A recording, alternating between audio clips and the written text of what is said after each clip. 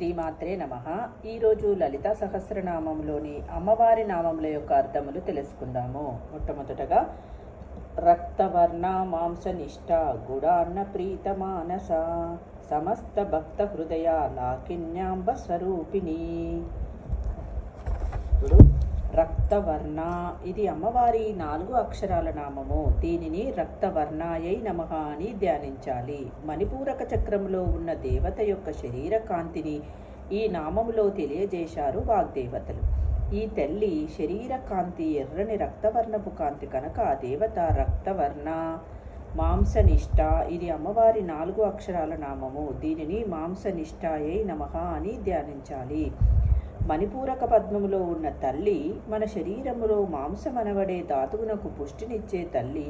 మాంసధాతువునకు ఈమెయే అధిష్టాన దేవత కనుక మాంసనిష్ట.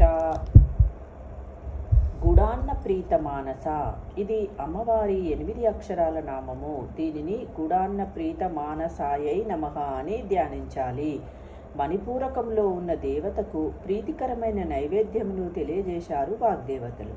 బెల్లంతో చేసిన పొంగలి పాయసము ఈ తల్లికి ఇష్టం. బియ్యంలో పాలు పోసి మెత్తగా ఉడికించి యాలకులు, జీడిపప్పు, ఎండు ద్రాక్ష, ఆవు నెయ్యి, బెల్లము, కొబ్బరి ముక్కలు వేసి చేసిన పాయసము ఆ తల్లికి అత్యంత ప్రీతి కనుక ఆ శ్రీమాత గుడాన్న ప్రీత మానస. దీని వలన మాంసం అనబడే ధాతువునకు పుష్టి కలుగుతుంది.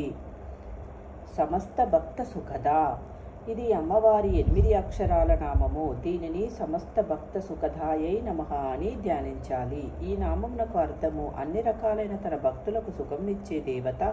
భక్తులకు అన్ని సుఖములనిచ్చేది కూడా ఈ తల్లియే. అనగా ఈ దేవతను ఆరాధించే భక్తులకు ఆధ్యాత్మికపరమైన సుఖశాంతులను, ఐహిక సుఖములను ప్రసాదిస్తుంది. లాకిన్యాంబ స్వరూపిణి ఇది అమ్మవారి 8 అక్షరాల నామము.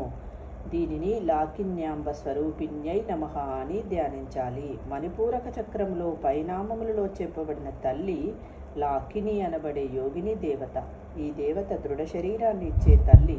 శత్రువుల ధాతువులను లాగివేసే శక్తిని కలిగిన తల్లి. అమ్మ ఉపాసన వలన మన శరీరాలకు దృఢత్వం లభిస్తుంది.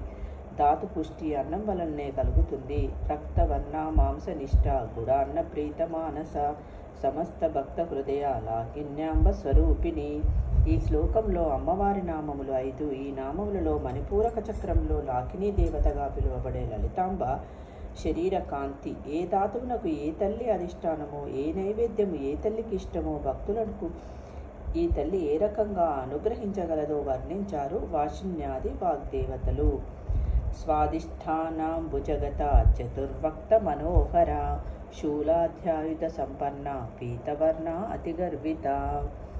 స్వాదిష్టానాం భుజగత ఇది అమ్మవారి 8 అక్షరాల నామము. దీనిని స్వాదిష్టానం భుజగతాయై నమః అని ధ్యానించాలి. స్వాదిష్టాన పద్మంలో 6 దళములు ఉండి ప్రతి దళమునకు ఒక్కొక్క అక్షరము ఉండి బా మొదలు లా వరకు 6 అక్షరాల దేవతల సమూహమై ఉంటుంది. మానవ శరీరంలో నాభీస్థానమునకు క్రింది లింగస్థానములో ఉన్న పద్మము ఇది 2వ చక్రము.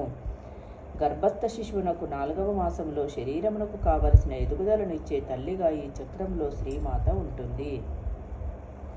చతుర్వక్త మనోహర ఇది అమ్మవారి 8 అక్షరాల నామము. దీనిని చతుర్వక్త మనోహరాయై నమః అని ధ్యానించాలి. స్వాదిష్టాన చక్రంలో ఉన్న ఆ శ్రీమాత 4 ముఖములను కలిగి ఉన్నది అని రూపవర్ణ చేశారు వాగ్దేవతలు. శూలాధ్యాయుధ సంపన్న ఇది అమ్మవారి 8 అక్షరాల నామము. దీనిని శూలాధ్యాయుధ సంపన్నాయై నమః అని ధ్యానించాలి. ఇక్కడ అధివసించిన దేవత 4 ముఖములతో 4 చేతులతో ఉండి ప్రతి చేతిలో శూలము, పాశము, కపాలము, అభయముద్ర అనబడే 4 ఆయుధములను పట్టుకొని ఉన్నది కనుక శూలాధ్యాయుధ సంపన్న. పీతవర్ణ ఇది అమ్మవారి 4 అక్షరాల నామము. దీనిని పీతవర్ణాయై నమః అని ధ్యానించాలి. స్వాదిస్థానములో ఉన్న దేవత యొక్క శరీర కాంతి బంగారు వర్ణము, పసుపు వర్ణముతో ఉన్నది కనుక పీతవర్ణ. అతి గర్విత ఇది అమ్మవారి 5 అక్షరాల నామము. దీనిని అతి గర్వితాయై నమః అని ధ్యానించాలి. స్వాదిష్టానములో బంగారు వర్ణంతో ఉన్న తల్లి దర్భముతో అతిశయించిన గర్వమును ప్రదర్శించేదిగా ఉన్నది కనుక జనని అతి గర్విత.